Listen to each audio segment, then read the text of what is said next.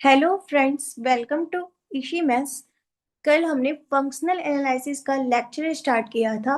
उसमें हमने non linear space पढ़ा था और हमने एक थ्योरम पढ़ा था कि every non linear space is a matric space but converse में नॉट बी ट्रू। कि मैट्रिक स्पेस जरूरी नहीं कि नॉन लीनियर स्पेस भी होगा। ठीक है, तो हमने कंटिन्यूअस फंक्शन पढ़ा था, हेन डेफिनेशन पढ़ी थी और कुछ इनइक्वालिटीज दिखाई थी। आज हम प्रूव करेंगे कि नॉट एक कंटिन्यूअस फंक्शन होता है। Prove that not is a continuous function.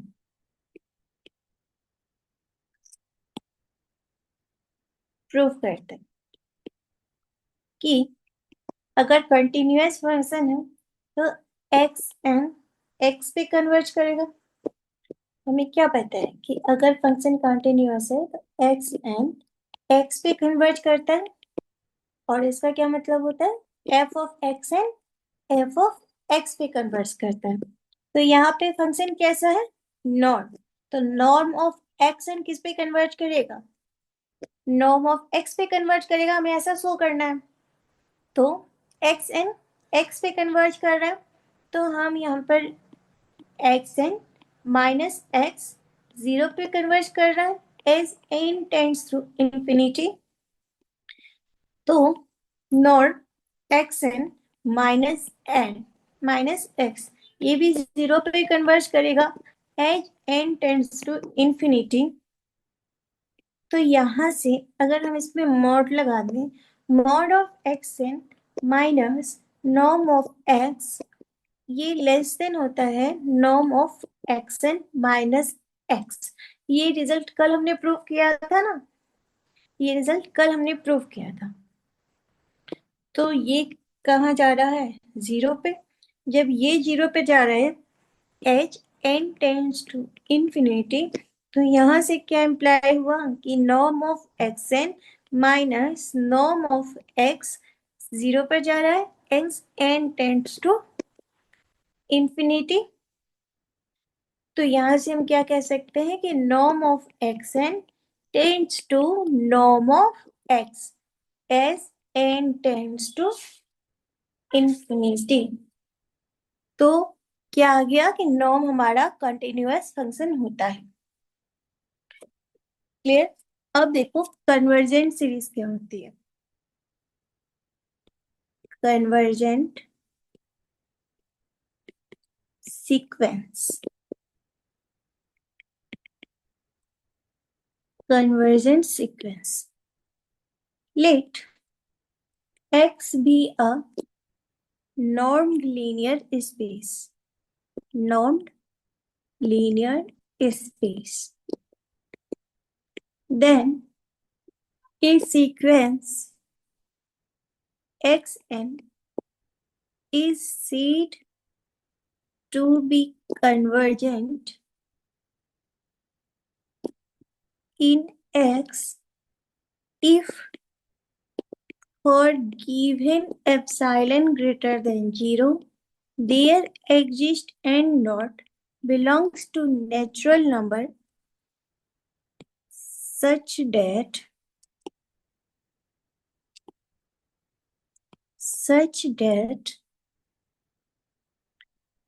norm of xn minus l is less than epsilon for all n greater equal to n naught। और यहाँ पे l क्या है, l को हम लिमिट पॉइंट कहेंगे। l is called limit of sequence, that is limit of x and क्या है, l है। तो क्या होती है कन्वर्जेंट सीक्वेंस कि x एक नॉन लीनियर स्पेस है, तो x is then a sequence xn is said to be convergent in x if for given epsilon greater than 0 there exists n naught belongs to n such that norm of xn minus L is less than epsilon for all n is greater than equal to n naught, और L को क्या कहते हैं? Limit point कहते हैं।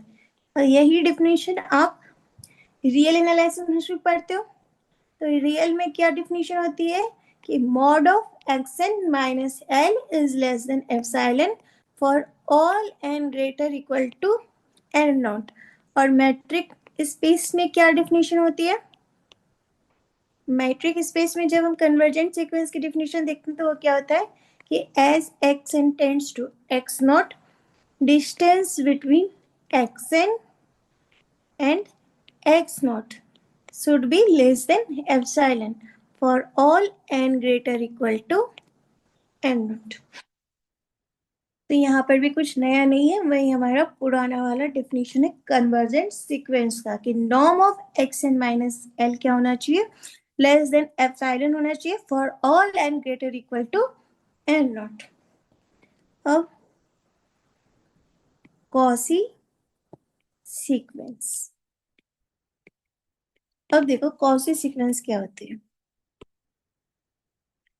Let X be a non-linear space, then a sequence Xn is said to be Cauchy। X एक non linear space है, तो सीक्वेंस Xn को हम Cauchy सीक्वेंस कहेंगे, said to be Cauchy sequence if for given epsilon greater than 0 there exists n dot belongs to natural number such that xm minus xn norm of xm minus xn is less than epsilon for all mn greater than n naught. यही definition हम real में भी पढ़ते हैं, वहां पे norm की जगह पर मॉड लगा रहता है कि mod of x n minus x n should be less than 0। कि कोई m और n for all m n greater than n naught में एक m और n मिलेगा जिनका डिफरेंस किसी एप्सिलॉन से छोटा होगा। अब एक नोट लगाओ, from above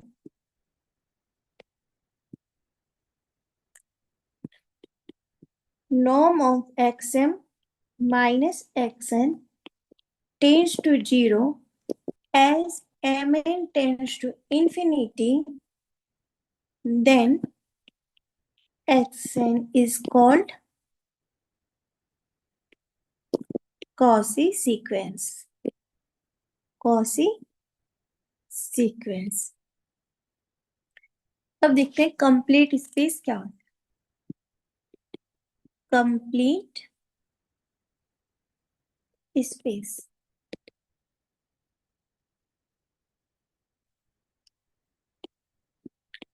a space X is said to be complete if every Cauchy sequence in X is convergent in X। कि X में जितनी भी Cauchy सीक्वेंस है वो X के ही किसी पॉइंट पे कन्वर्ज करेगी, तो हम उसे क्या कहेंगे? Complete space.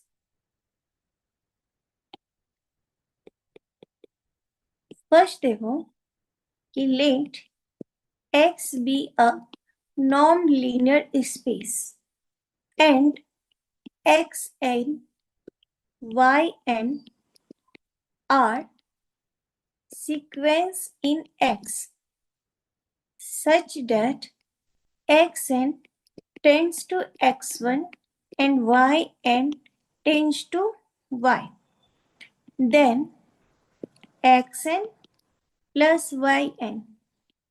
हमने रियल में भी ये पढ़ा है ना कि अगर an ए पे कन्वर्ज करती है, सीक्वेंस बी एन बी पे कन्वर्ज करती है, तो A N plus B N A plus B पे कन्वर्ज कर रहा है। तो यहाँ पर भी वही तो लिखा है कि अगर x मेरा नॉन लीनियर स्पेस है और नॉन लीनियर स्पेस कॉन्टिन्यूअस होती है, हमने पीछे पढ़ा, तो एंड और क्या कह रहा है कि इसमें दो सीक्वेंस है x n and y n, तो एक्स एन एक्स पे कन्वर्ज कर रही है, वाई एन वाई पे कन्वर्ज कर रही है। किसी नॉन लीनियर स्पेस एक्स में हमने सीक्वेंस लिया x n and y n, x N x पे कन्वर्ज कर रहा है, वाई एन वाई पे कन्वर्ज कर रहा है, तो x n plus y n x plus y पे कन्वर्ज करेगा। हमें ये प्रूव करना है, ठीक है।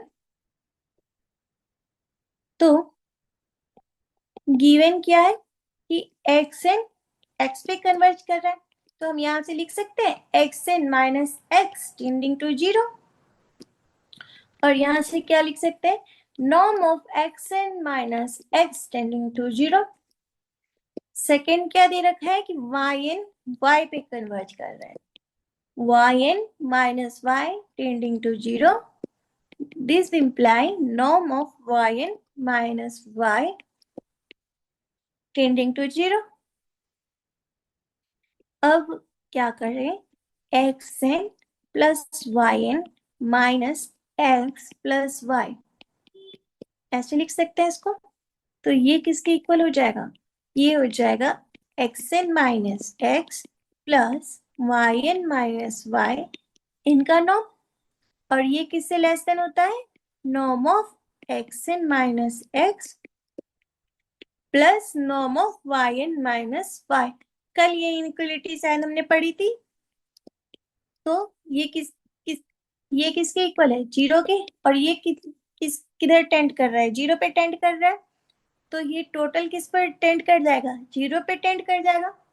तो यहां से क्या प्रूफ हुआ कि x n plus y n, x n plus y n minus x plus y equal to 0।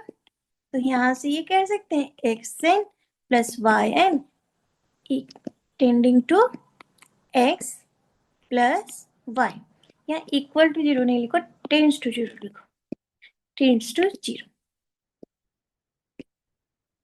X plus Y.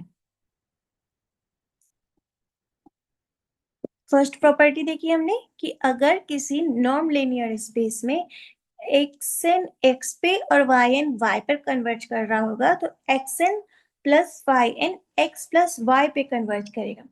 अब सेकेंड प्रॉपर्टी देखो कि किसी नॉन लीनियर स्पेस में वेक्टर एक्सन, एक्सन क्या है, वेक्टर, वेक्टर एक्सन एक्स पे converge कर रहा है एंड अल्फा एन अल्फा पे कन्वर्ज कर रहा है, वेयर सीक्वेंस अल्फा एन क्या है, sequence of scalar, each sequence of scalars x n x पे कन्वर्ज कर रहा है, अल्फा एन अल्फा पे कन्वर्ज कर रहा है, then alpha n x n alpha x पे कन्वर्ज करेगा, ठीक है।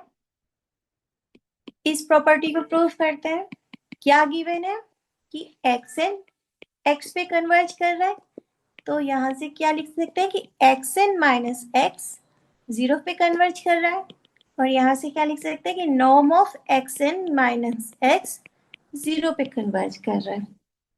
सेकेंड क्या बोल रहा है कि alpha n sequence of scalar alpha पे कन्वर्ज कर रहा है, तो अल्फा एन माइनस अल्फा 0 पे कन्वर्ज कर रहा है, और इसको कैसे लिख सकते हैं कि norm of alpha N minus alpha 0 पे कर रहा है।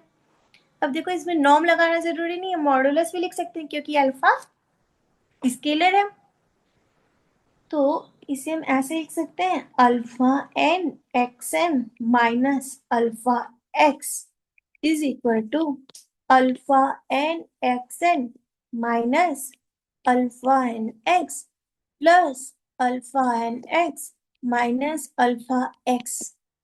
अल्फा एन एक्स माइनस कर दिया और अल्फा एन एक्स प्लस कर दिया, तो ये किसके इक्वल होगा, is equal to alpha N common ले लेंगे और यहां से क्या आ गया, एक्स एन माइनस एक्स का नॉर्म,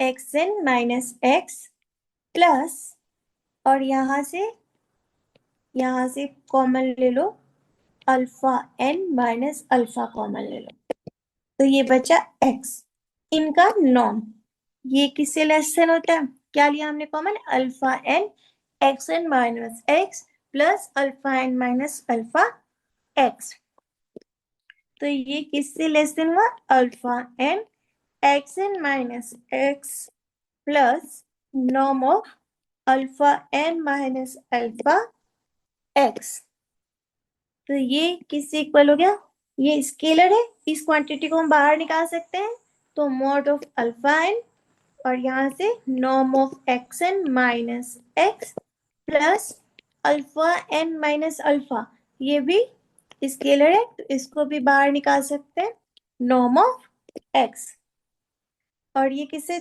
किधर टेंड करेगा, जीरो पे, क्योंकि अल्फा माइनस एक्स क्या था, जीरो, तो zero multiply something is zero, और X N minus zero X क्या था, ये भी जीरो पर जा रहा था, तो ये पूरी टर्म किस पे चली जाएगी, जीरो पे चली जाएगी, है ना, तो हम क्या लिख सकते हैं, यहां से हमने क्या लिखा था कि norm of alpha n x N minus alpha x किस पे चला गया, जीरो पे चला गया, तो इससे हम लिख सकते हैं कि x n alpha n x N minus alpha x tends to zero, this imply alpha n x n tend to alpha x, ठीक है, तो यहां से हमने दूसरी प्रॉपर्टी प्रूव की कि अगर x n vector x N x पे कन्वर्ज कर रहा है और स्केलर का सीक्वेंस अल्फा एन अल्फा पे कन्वर्ज कर रहा है, तो alpha n x n alpha x पे कन्वर्ज करेगा। अब देखो थर्ड प्रॉपर्टी क्या है कि मैट्रिक स्पेस में d x plus x one and y plus x one, d of x y लेते हैं ना, इसमें हम एक्स वन ऐड कर रहे हैं, तो अगर हम मैट्रिक स्पेस में x प्लस एक्स वन और y plus x one add कर दें तो d ऑफ एक्स वाई के इक्वल आएगा। एक बार खुद सोचो कि d ऑफ एक्स वाई क्या बताती है, डिस्टेंस बताती है, अगर हम डिस्टेंस में दोनों पॉइंट पर सेम वैल्यू ऐड करें तो उससे क्या डिफरेंस आएगा, अगर मान लो हमें 0 एंड 2 के बीच का डिस्टेंस निकालना है तो ये क्या आएगा, 2 माइनस 0 इक्वल टू 2, तो डिस्टेंस आ गया 2, लेकिन अगर हम इसमें +1 और +1 ऐड कर दें दोनों पॉइंट में तो क्या इसे डिस्टेंस चेंज हो जाएगी, तो क्या डिस्टेंस आएगी 3 माइनस 1, क्योंकि ये हो गया 3 और ये हो गया 1, तो देखो डिस्टेंस क्या आई 2, तो अगर हम डिस्टेंस में दोनों तरफ एक सेम वैल्यू को ऐड कर दें तो उससे कोई डिफरेंस नहीं बनता, है ना, तो वो कह रहा है कि अगर distance of x plus x one and y plus x one is equal to distance between x and y, clear, और हमने कल के लेक्चर में क्या देखा था, हमने कल के लेक्चर में क्या देखा था कि d ऑफ एक्स वाई किसके इक्वल होता है, norm of x minus y के इक्वल होता है, और हमारा LHS साइड क्या है, LHS साइड है d of x plus x one y plus x one, तो ये किसके इक्वल होता है, norm of x minus y के, तो हम इसे ऐसे लिख सकते हैं कि norm of x plus x one minus y plus x one, और ये किसके इक्वल हो गया, x माइनस वाई के, देखिए x plus x one minus y minus x1 से x1 कैंसिल हो जाएगा, तो ये किसके इक्वल हो गया, नॉर्म ऑफ एक्स वाई के। और नॉर्म ऑफ एक्स वाई किसके इक्वल था, डी ऑफ एक्स वाई के। तो ये आर एच एस आ गया, एल एच एस लिए थे, आर एच एस आ गया। तो हमने ये भी देख लिया कि अगर हम डिस्टेंस में सेम पॉइंट ऐड कर दें तो उससे वो डी एक्स वाई के इक्वल होता है। क्लियर। अब फोर्थ प्रॉपर्टी देखो कि distance between alpha x alpha y equal to mod alpha d of x y, कि अगर हम कोई पॉइंट मल्टीप्लाई भी कर दें तो वो mod alpha d x y के इक्वल हो जाएगा। चलो इसको प्रूव करते हैं। एल एच एस क्या है, d of alpha x alpha y, और ये किसके इक्वल हो जाएगा, norm of alpha x minus alpha y. और इसको हम क्या लिख सकते हैं, norm of alpha x minus y. और हमें क्या पता है, नॉर्म लीनियर स्पेस में अल्फा मॉडुलस के साथ बाहर आ जाता है, तो इसको हम लिख सकते हैं mod alpha norm of x minus y. तो ये क्या हो गया, mod alpha norm of x minus y किसके इक्वल है, डी ऑफ एक्स वाई के। ये हो गया आर एच एस। तो हमारी ये प्रॉपर्टी भी प्रूफ हो गई। आज हम देखेंगे कि बनाक स्पेस क्या होता है। कल हमने देखा था नॉन लीनियर स्पेस क्या होता है, आज हम देखेंगे कि बनाक स्पेस क्या होता है। बनाक स्पेस, तो अभी हमने क्या पढ़ा था, कंप्लीट स्पेस। कंप्लीट स्पेस में क्या था कि जितने भी सीक्वेंस थे, उस स्पेस से जितने भी सीक्वेंस थे वो उसी स्पेस में कन्वर्ज कर जाए, तो हम उसे क्या कह रहे थे, कंप्लीट स्पेस कह रहे थे।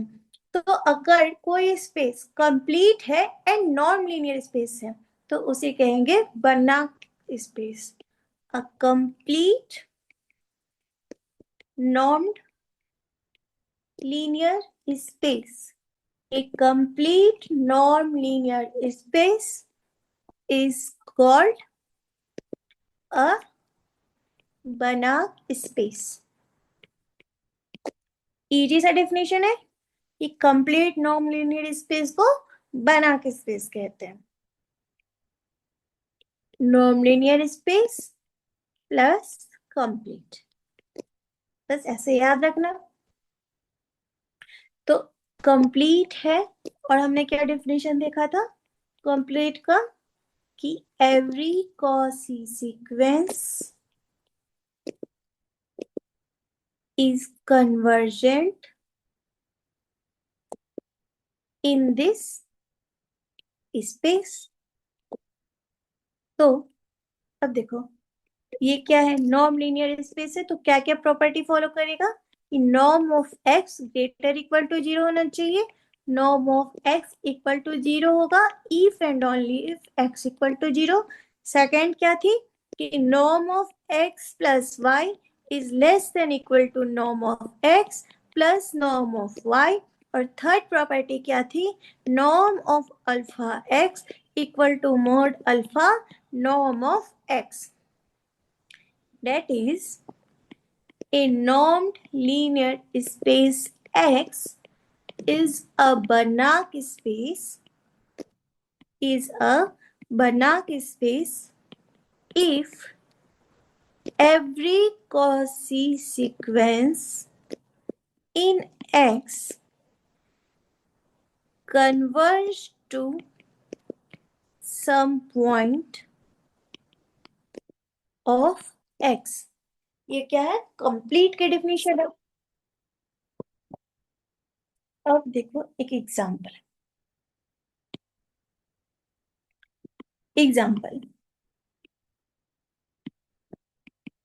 proof that set of real number R is a Banach space under the norm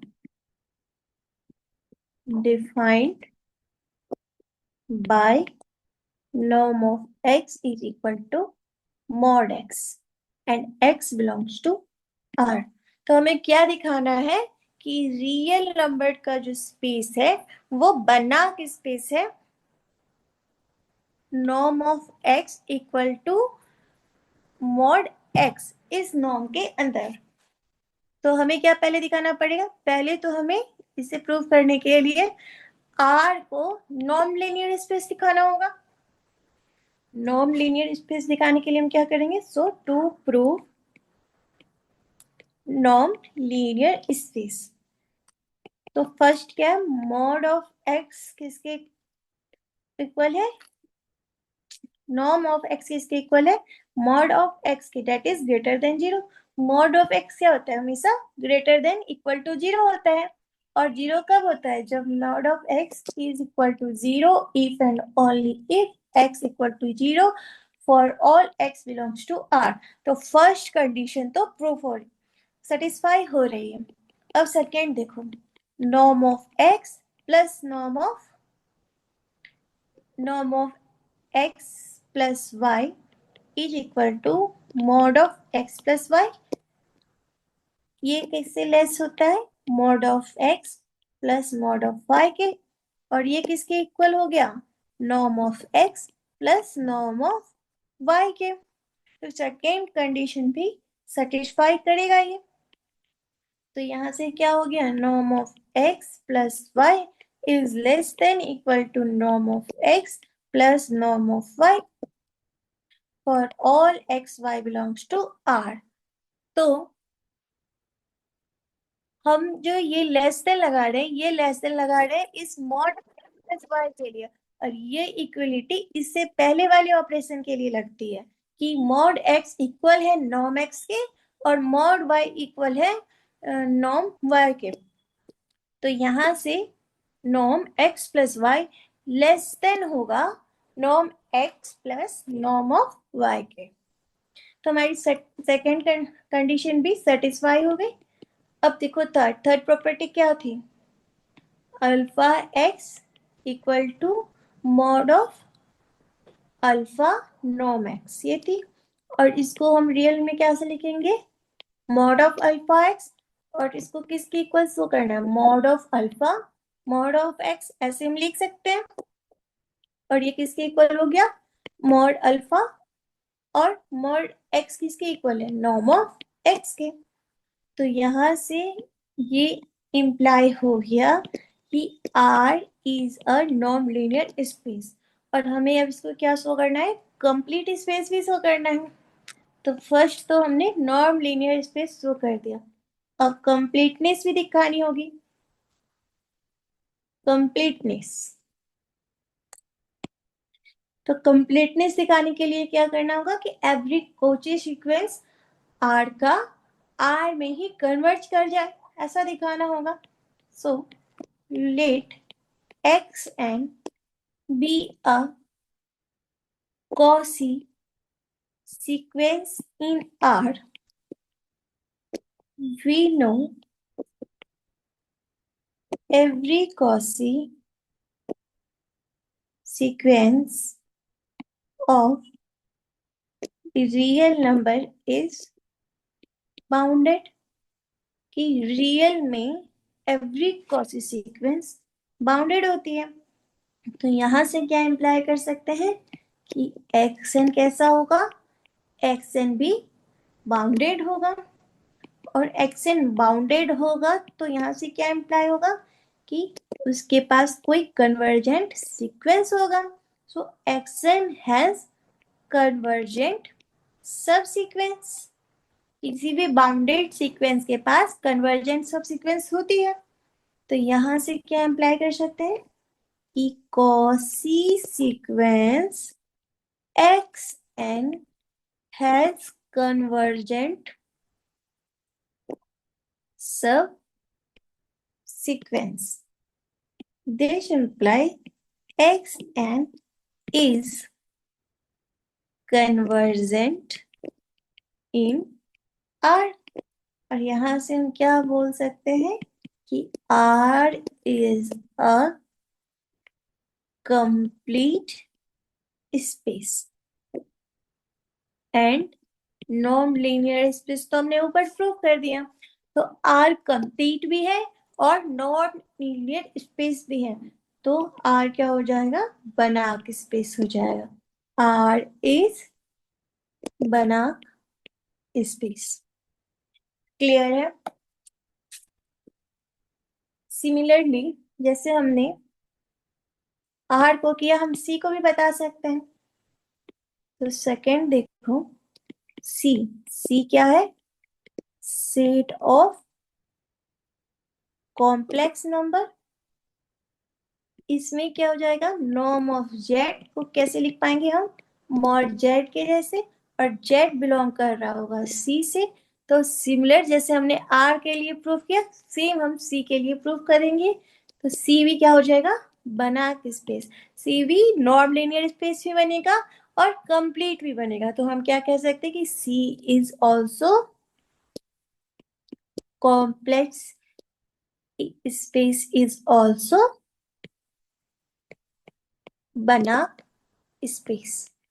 ठीक है, अब कुछ इनइक्वालिटीज देखते हैं, कुछ इंपॉर्टेंट इनइक्वालिटीज।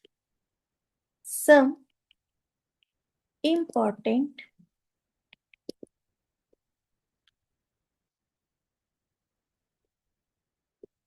इनइक्वालिटीज। देखो, इन इनइक्वालिटीज को हम लोग प्रूव करेंगे, अगर आप कहोगे तो कर देंगे, नहीं तो जब मैट्रिक स्पेस पढ़ेंगे तो वहां पे हम लोग इसे अच्छे से प्रूव करेंगे। ठीक है, तो फर्स्ट देखो, होल्डर इनइक्वालिटी। तो होल्डर इनइक्वालिटी क्या है, होल्डर्स इनइक्वालिटी कि let x equal to xi i equal to 1 to infinity belong कर रहा है एलपी स्पेस से, तो y equal to eta i belongs to 1 to infinity belong कर रहा है एल क्यू स्पेस से, then summation i equal to 1 to infinity xi i eta I is less than equal to summation j equal to 1 to infinity जाई आई से xi j का power p का whole power 1/p and summation k equal to 1 to infinity eta k का power q by 1/q। ये होती है Holder's inequality कि अगर x मेरा जाई आई 1 टू इंफिनिटी डिफाइन है और एलपी स्पेस से बिलोंग कर रहा है, और x और y मेरा eta I equal to 1 to infinity define है और ये एल क्यू स्पेस से बिलोंग कर रहा है, तो हम x इंटू वाई कैसे लिखेंगे, xi I into eta I summation I equal to 1 to infinity jai I into neta I is less than equal to summation j equal to 1 to infinity jai j to the power p का whole power 1 by p and summation k equal to 1 to infinity neta k का power q का whole power 1 by q। आप कहोगे तो मैं proof करवा दूंगी, नहीं तो हम लोग जब मैट्रिक स्पेस पढ़ेंगे तो हम लोग इसे डिटेल्स में प्रूफ करेंगे। ठीक है,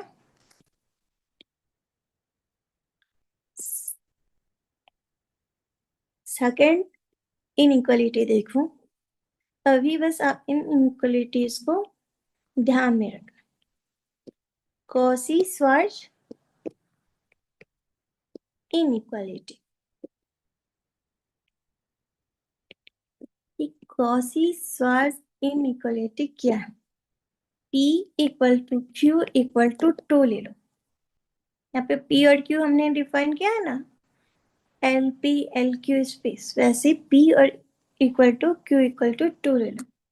तो हम इससे क्या लिख सकते हैं, summation I equal to 1 to infinity xi neta I is less than equal to summation xi j का स्क्वायर का होल पावर 1/2 समेशन नीटा के का स्क्वायर का whole power 1/2।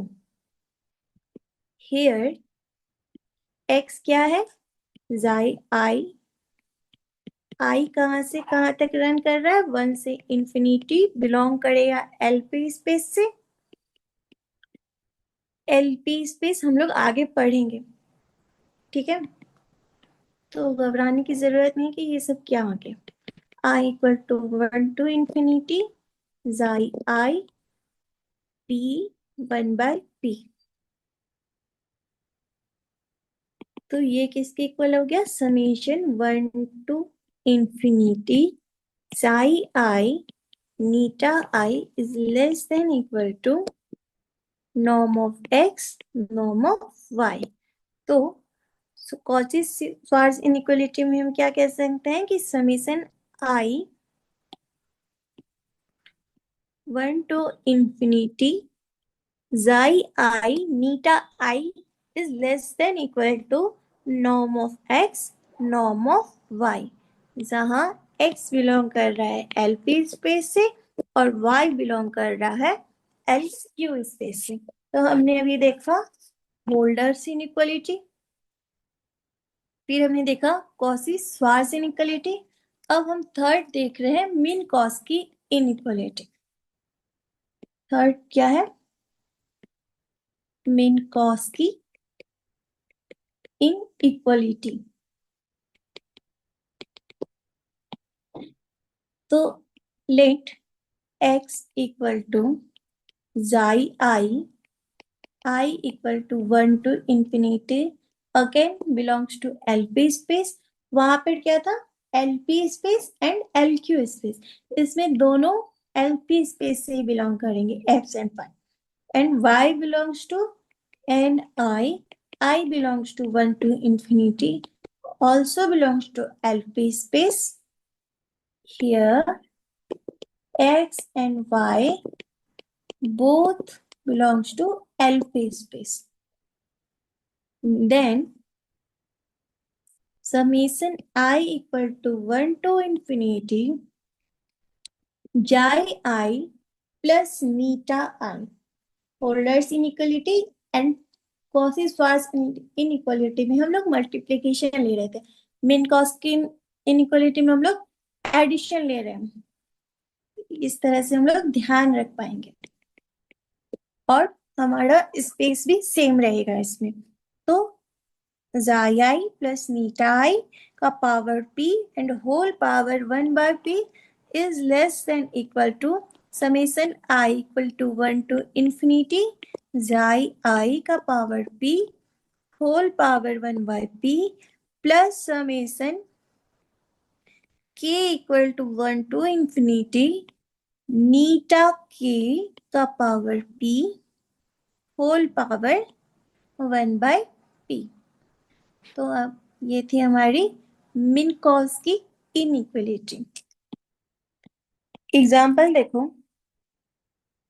Prove that Rn be a Banach space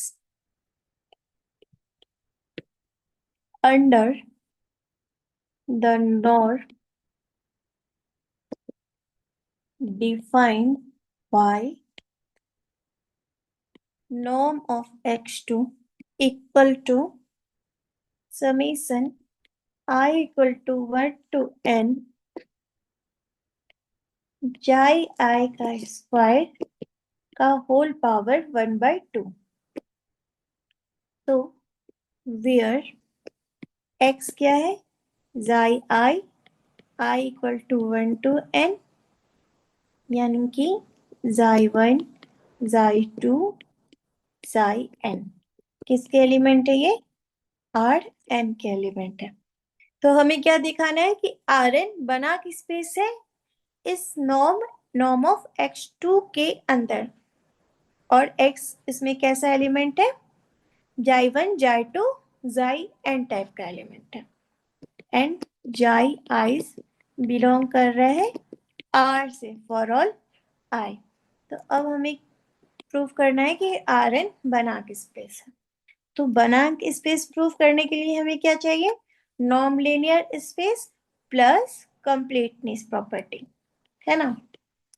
तो first of all हम क्या prove करेंगे कि R n is non linear space.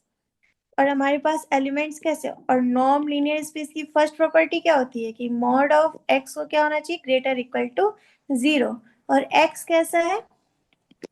Summation I equal to 1 to n xi i का square whole power 1/2।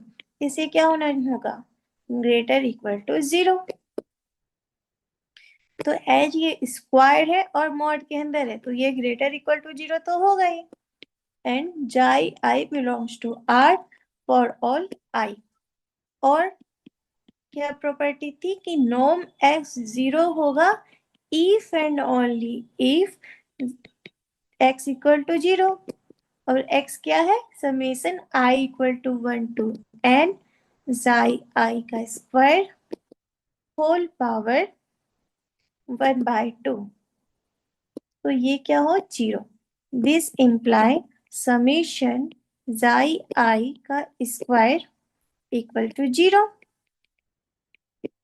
यहां से क्या आ गया कि all जाई आईज आर 0।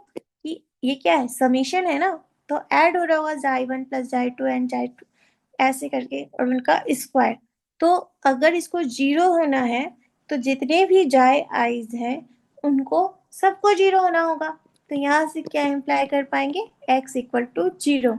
सेकेंडली हम ऐसे भी दिखा सकते हैं कि अगर x इक्वल टू 0 है, इसका मतलब है कि ऑल जाई आईज आर 0। और इसका क्या मतलब है कि summation I equal to 1 to n xi i का होल स्क्वायर इक्वल टू 0। और इसका क्या मतलब है कि norm of x equal to 0। First property satisfy हो गई। सेकेंड प्रॉपर्टी क्या थी कि norm of x plus norm of y is less than norm of x plus norm of y। तो ये किसके इक्वल है? Summation 1 to n xi I plus नीटाई का होल स्क्वायर का होल पावर 1/2। ये दोनों एलिमेंट आर एन से belong कर रहे हैं। तो यहाँ से क्या इम्प्लाई होगा कि norm of x plus norm of y, अगर हम इनका स्क्वायर कर दें तो ये किसके इक्वल हो जाएगा? Summation I equal to 1 to n xi I plus eta i का होल स्क्वायर। और इसके स्क्वायर को, ये तो चला गया इधर स्क्वायर में। तो अगर हम, ये क्या है? होल स्क्वायर है, तो हम इसे ऐसे लिख सकते हैं ना दो बार कि जाई आई plus eta I.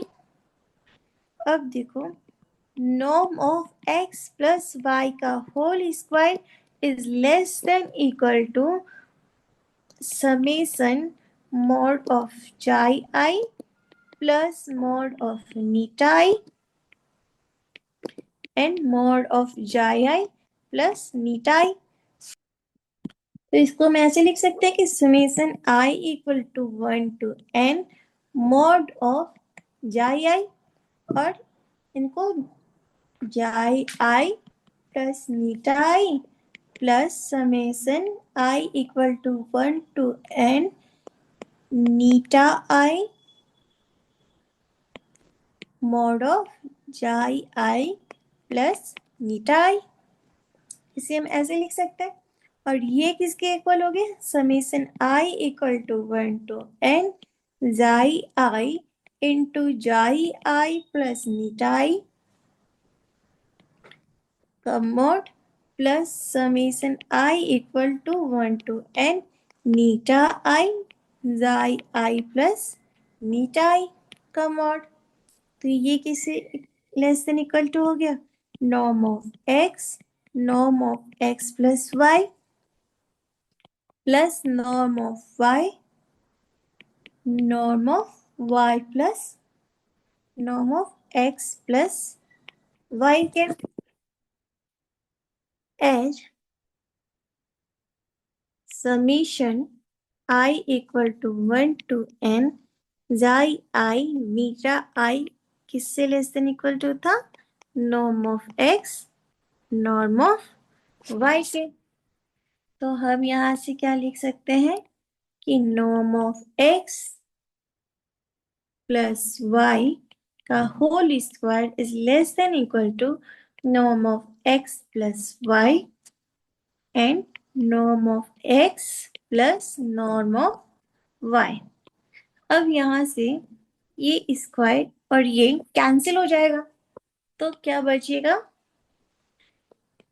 norm of x plus y is less than equal to norm of x plus norm of y।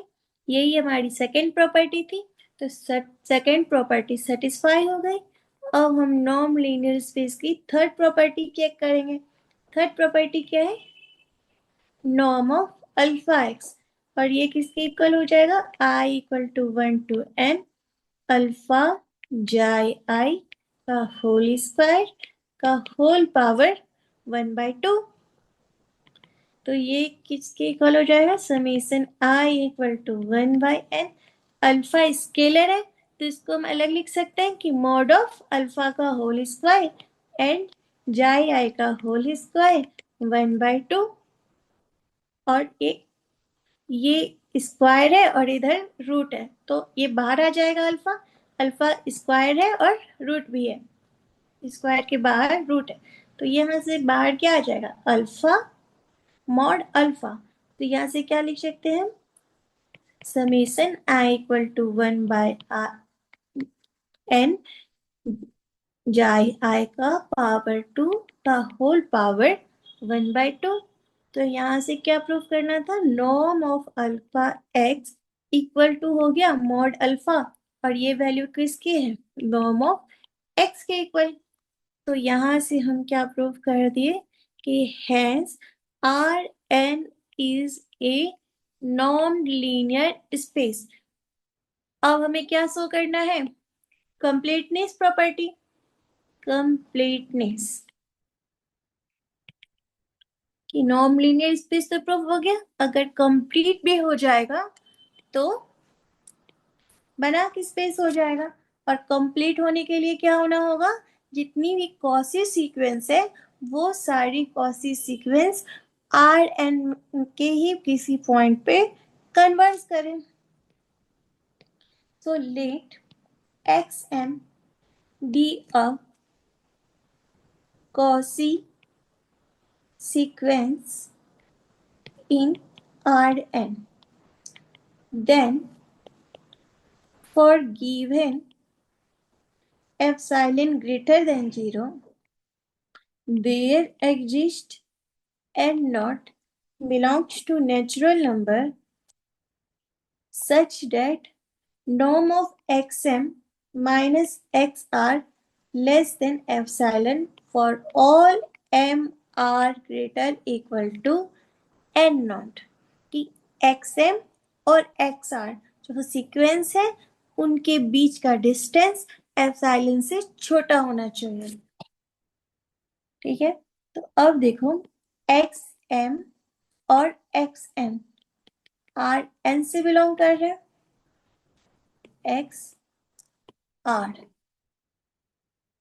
तो एक्स एम में कैसे एलिमेंट होंगे जाई आई जाई 1m जाई 2m जाई आई एम जाई एन एम टाइप, है ना।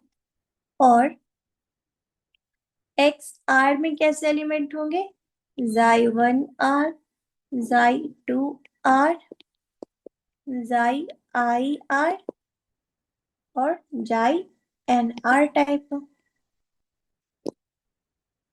जाई आई एम भी आर से बिलोंग कर रहा होगा और जाई आई आर भी आर से बिलोंग कर रहा होगा फॉर ऑल आई।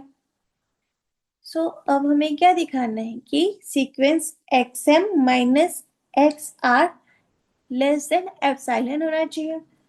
तो summation I equal to 1 to n xi I m minus xi I r का स्क्वायर का whole power 1/2 should be less than epsilon for all m r greater equal to n naught. तो इसे हम कैसे लिख सकते हैं? Summation I equal to 1 to m xi I m minus xi I r का square is less than epsilon square for all m r greater equal to n naught. और ये किसके इक्वल हो जाएगा? Summation I m minus xi I r का whole square is less than equal to epsilon squared for all m are greater than n naught। तो square है दोनों side, तो कैंसिल कर सकते हैं।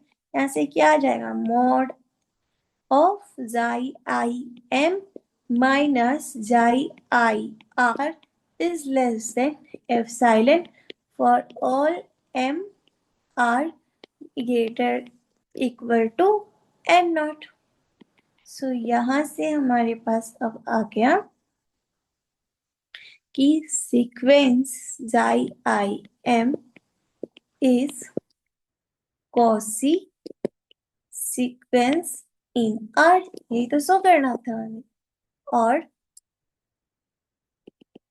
xi I m किस पे कन्वर्स कर रही है? xi I पे। और R कैसा है मेरा? कंप्लीट है।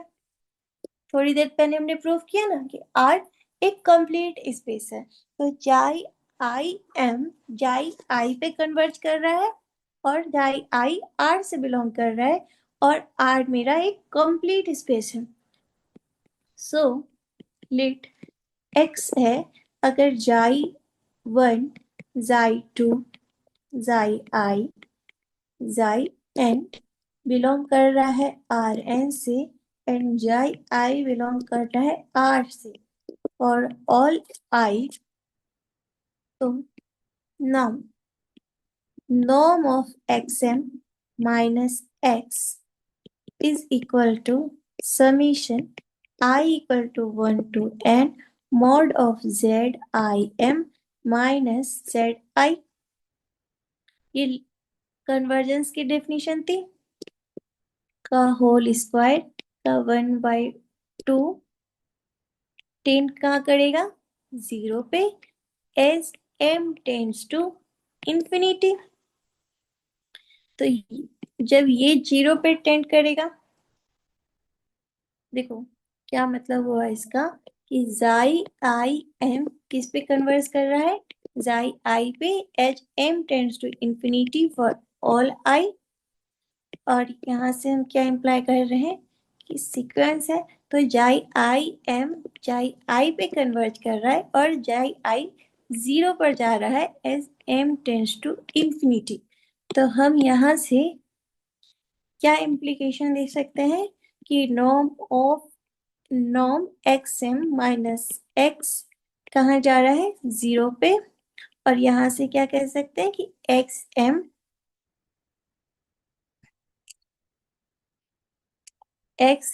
किस पे टेंड कर रहा है? x पे as m tends to infinity. और यहाँ से हम क्या कह सकते हैं कि xm x पे जा रहा है और x किससे बिलोंग कर रहा है? Rn से। x belongs to Rn। तो अब देखो हमने क्या देखा कि जितनी भी जो भी सीक्वेंस हम ले रहे हैं Rn से, वो सारी Rn में ही कन्वर्स कर रही है। तो ये क्या है? Rn कंप्लीट स्पेस है।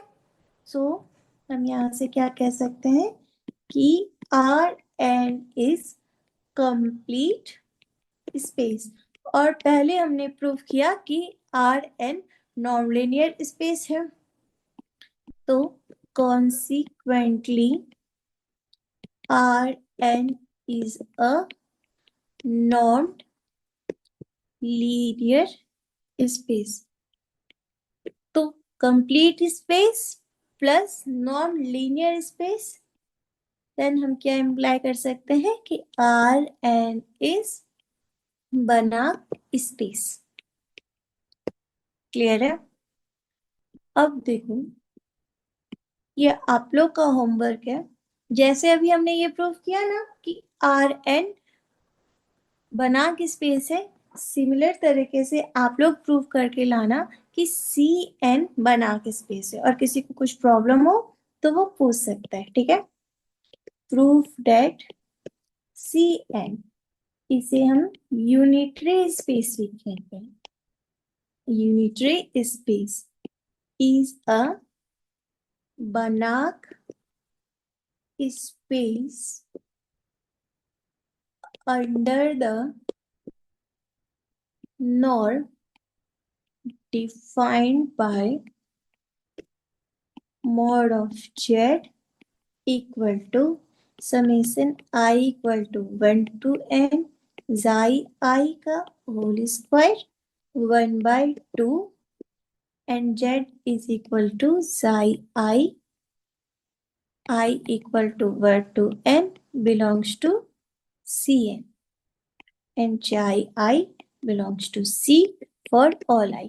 तो देखो ये सेम क्वेश्चन है पहले वाला, और जैसे वो सॉल्व हुआ था एज इट इज ये भी ऐसे ही सॉल्व होगा। ठीक है? तो ये करने की कोशिश कीजिएगा आप लोग, और किसी को कोई भी डाउट आता है तो कमेंट सेक्शन में पूछिएगा। ठीक है? आज के लिए बस इतना ही करते हैं। Thank you.